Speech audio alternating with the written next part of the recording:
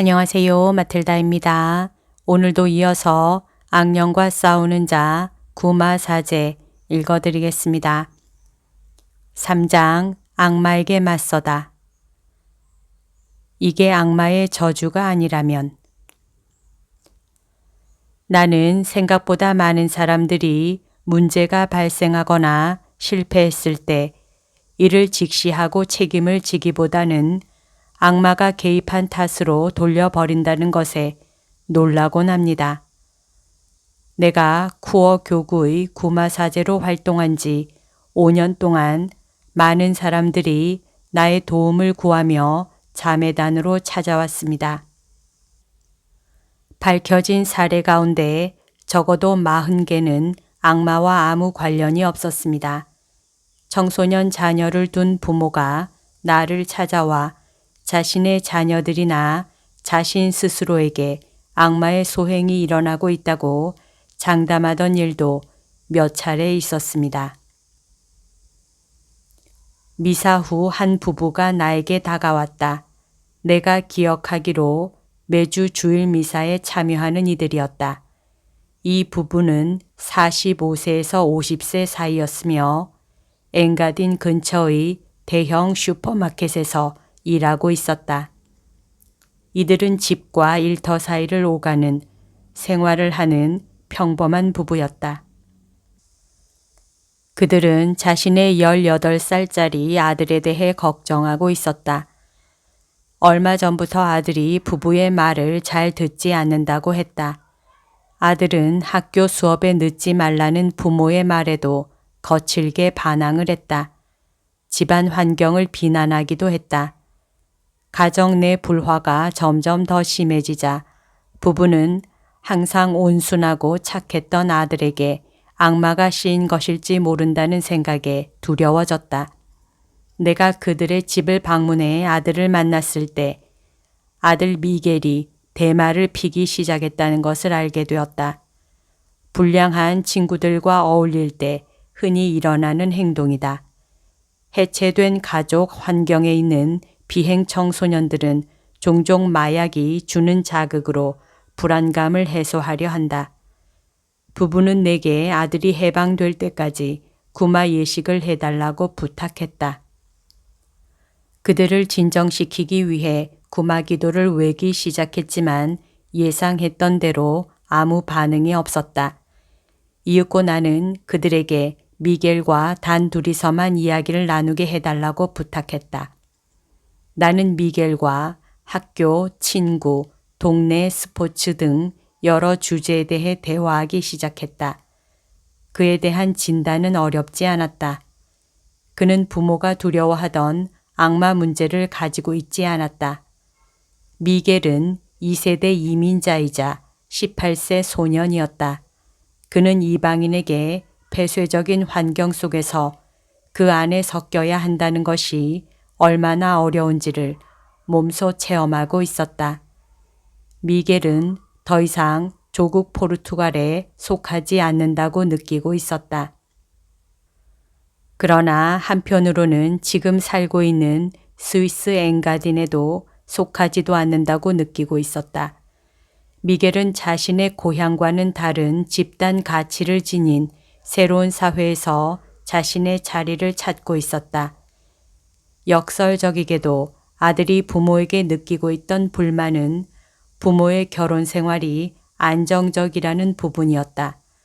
그의 친구들은 모두 이혼 가정의 자녀였는데 종종 한부모 가정이 그렇듯이 어려움과 결핍을 보완하기 위해 자식들에게 선물을 풍족하게 주고 있었던 것이다.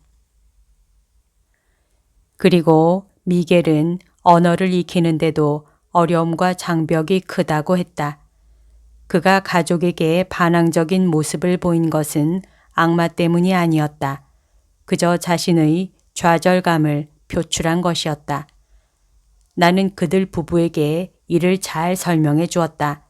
그리고 아이가 겪고 있는 문제들과 마주해 적응에 어려워하는 아이를 도와달라고 부탁했다. 미겔의 부모는 그 말을 잘 듣는 듯 했다. 자신 있어 보이기도 했다. 그러나 몇 달 후 미겔의 어머니에게 다시 연락을 받았다. 그들 부부는 아이가 자랐다는 것을 인정하지 못했다. 그들은 아이의 인생에 부모가 어느 정도 관여할 수 있는지를 모르고 있었다.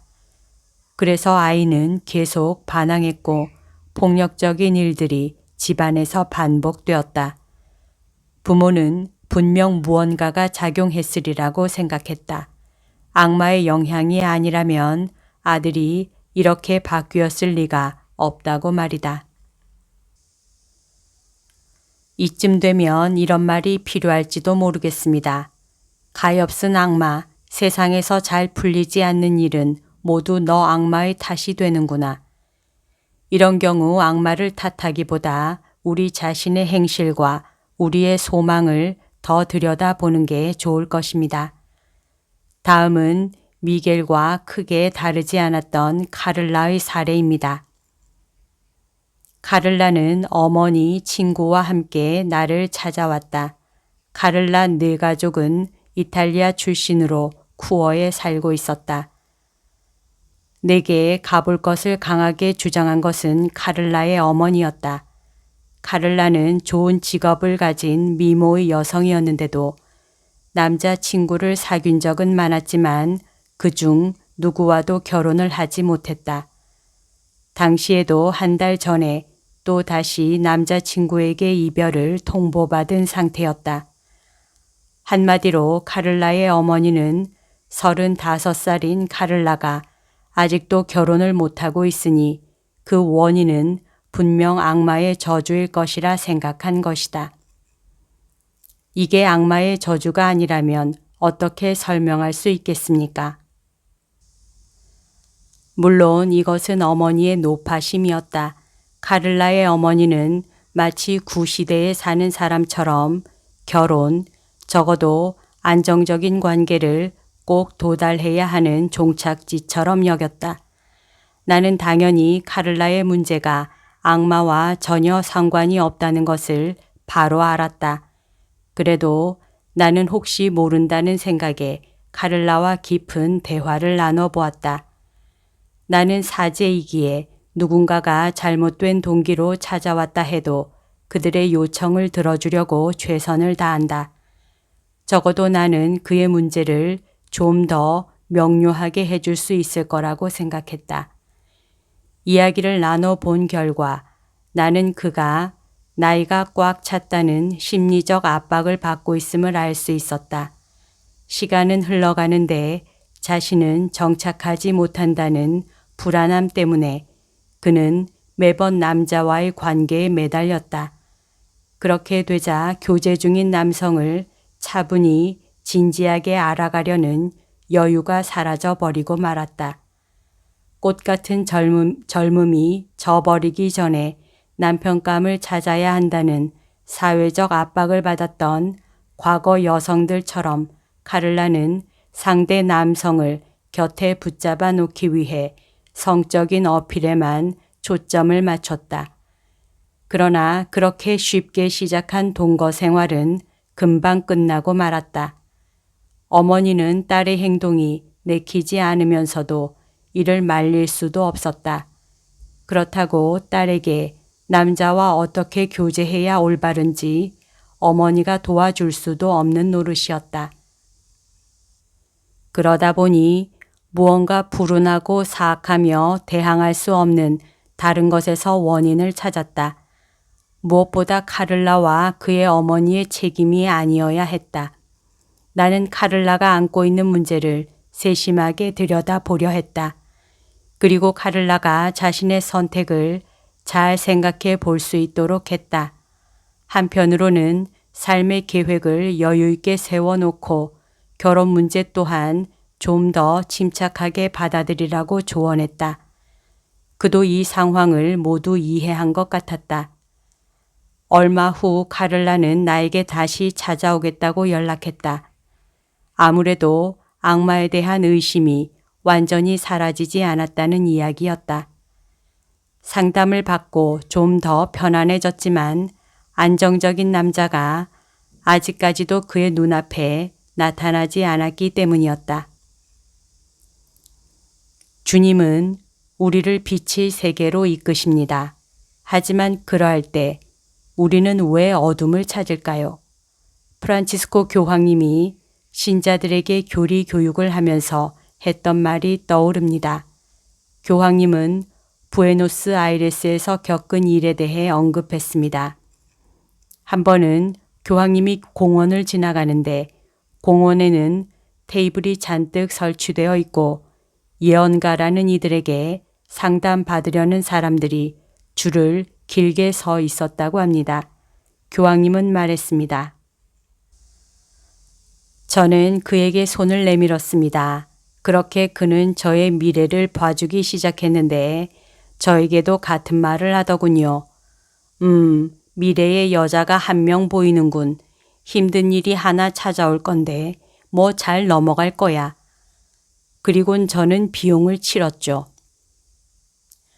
거짓 희망과 안심을 얻는 데 치러지는 대가를 지불한 것입니다. 교황님은 이어서 말했습니다. 우리는 거짓 희망을 돈을 주고 삽니다. 그러면서 하느님이 우리의 삶에 공짜로 주시는 진짜 희망은 믿지 않습니다. 희망은 인간에게 가장 필요한 것입니다. 미래를 희망하고 삶을 믿는 것, 소위 말해 긍정적인 생각이지요. 무엇보다 이 희망은 바로 우리를 살게 하며 우리 존재에 의미를 부여해주는 해답이라는 점이 중요합니다. 그렇기 때문에 성경은 거짓 희망이 얼마나 헛되고 어리석은지 낱낱이 밝히며 세상이 주는 거짓 희망을 경계하라고 일러줍니다. 성경은 그 중에서도 특히 우상 숭배가 얼마나 허망한 것인지를 고발합니다. 인간은 늘 자신의 희망을 우상에게 걸고 우상을 믿어버리고 싶은 유혹을 받습니다. 프란치스코 교황님은 할로윈에 대해서도 언급했습니다. 최근 할로윈 축제가 논란이 되고 있다고 말이지요. 할로윈의 그 무시무시하고 거창한 의식이 사탄 숭배 그룹이 벌이는 잔인하고 퇴폐적인 축제처럼 여겨지는 것입니다. 그러나 교황님은 할로윈을 여러모로 어린이들을 위한 유쾌한 축제로 봐야 한다고 했습니다. 유령이나 악마, 마녀의 복장을 갖추고 하는 파티인 것은 사실이지만 모두 아무런 악의 없이 하는 것들이라고요. 어린아이들은 부모님과 함께 집집마다 사탕을 받으러 돌아다닙니다. 모든 것은 천진난만하게 정을 나누는 자유로운 축제의 분위기 속에서 이루어집니다. 나도 모든 것을 사탄화 시켜서는 안 된다고 생각합니다. 어린 시절 나 또한 친구들과 함께 할로윈 축제를 즐겼습니다. 할로윈 다음 날 아침이면 학교에서 친구들끼리 전날 받은 과자와 과일을 나눠 먹기도 했습니다. 그런 우리 마음속에는 어디에도 사탄 숭배적인 의도는 조금도 없었습니다. 나는 오히려 이보다 인터넷이 훨씬 더 위험하다고 생각합니다. 인터넷을 하다 보면 진짜 사탄주의에 빠질 수 있습니다. 그 끝없는 네트워크 속에 심각한 위험이 도사리고 있는 것입니다. 우리는 인터넷에서 사탄을 숭배하는 이미지와 음악을 손쉽게 만날 수 있습니다. 그리고 그러한 만남은 우리에게 큰 문제를 일으킬 수 있습니다. 여기까지가 오늘 들려드릴 내용입니다. 오늘도 하느님의 뜻 안에서 서로 사랑하는 하루 보냅시다. 사랑합니다. 축복합니다.